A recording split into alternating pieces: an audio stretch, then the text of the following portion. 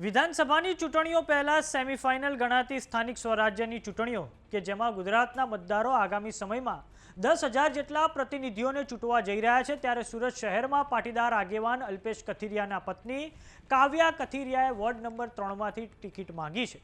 કાવ્યા કથિરિયાએ ticket માંગતા હવે સુરતના રાજકારણમાં અનેક તર્ક વિતર્ક શરૂ થઈ ગયા છે। આ ઉપરાંત પાટીદાર અનામત આંદોલનમાંથી આગળ આવેલા ધાર્મિક માલવિયાએ પણ ભારતીય જનતા પાર્ટીમાંથી ટિકિટ માંગી છે। તો આવો જાણીએ શું છે સમાચાર। નમસ્કાર, જમાવટ સાથે હું છું પાર્થ।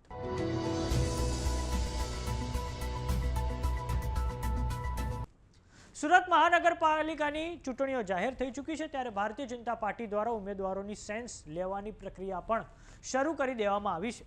સુરતના ઉધના સ્થિત ભાજપ કાર્યાલય ખાતે બીજેપીના ટિકિટ વાંચુઓની ભારે ભીડ જોવા મળી હતી। સુરતમાં ભાજપ દ્વારા નિરીક્ષક તરીકે મિતેશ પટેલ, આણંદના સાંસદ કેયુર રોકડિયા, વડોદરાના એમએલએની નિમણૂક કરવામાં આવી છે। આ ઉપરાંત પિનાકિન ભાટિયા, જિગીશા શેઠ અને અશોક શાહને પણ નિરીક્ષક તરીકે મૂકવામાં આવ્યા છે। તો હવે પાટીદાર આંદોલનથી ચર્ચામાં આવેલા અને હવે રાજકારણમાં સક્રિય એવા અલ્પેશ કથિરિયાના ધર્મપત્ની કાવ્યા કથિરિયાએ પણ રાજકીય મેદાનમાં ઝંપલાવ્યું છે।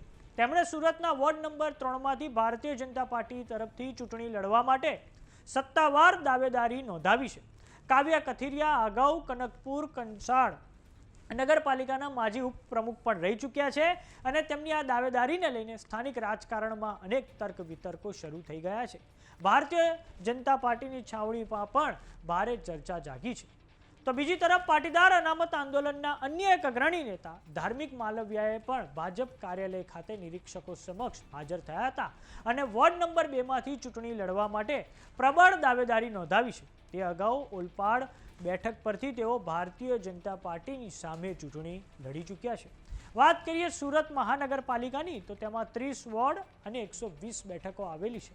અનુસૂચિત જાતિ માટે 3 બેઠકો, અનુસૂચિત જનજાતિ માટે 4 બેઠકો અને ઓબીસી વર્ગ માટે 32 બેઠકો અને મહિલાઓ માટે 60 બેઠકો અનામત રાખવામાં આવી છે। તો ગુજરાતમાં હવે સ્થાનિક સ્વરાજ્યની ચૂંટણીઓ જાહેર થઈ ચૂકી છે ત્યારે થોડાક સમય અગાઉ આમ આદમી પાર્ટીએ જાહેરાત કરી હતી કે તે આ બધી જ બેઠકો પર એકલા હાથે ચૂંટણી લડશે, એટલે કે કોંગ્રેસ સાથે કોઈ પણ પ્રકારનું ગઠબંધન નહીં થાય। આ કારણે આ સ્થાનિક સ્વરાજ્યની ચૂંટણીઓમાં સત્તા વિરોધી મતો કોંગ્રેસ અને આમ આદમી પાર્ટી વચ્ચે વહેંચાઈ જાય તેવી સંભાવના પૂરેપૂરી છે।